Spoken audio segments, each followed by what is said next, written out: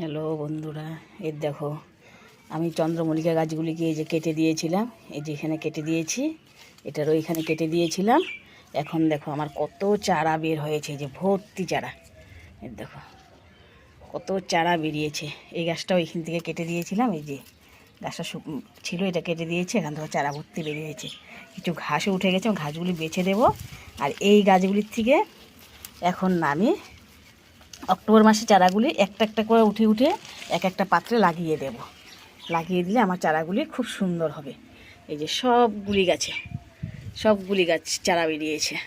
আমি এখন একটা ছায়া জাগতে মানে ছায়াতে রেখে দিয়েছি, যাতে গাছগুলি সবই সুন্দর মতো ভালো হয় পরে।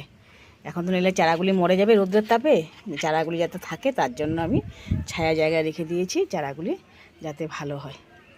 পরে আমি অন্য অন্য পাত্রে বসিয়ে দেবো। বসা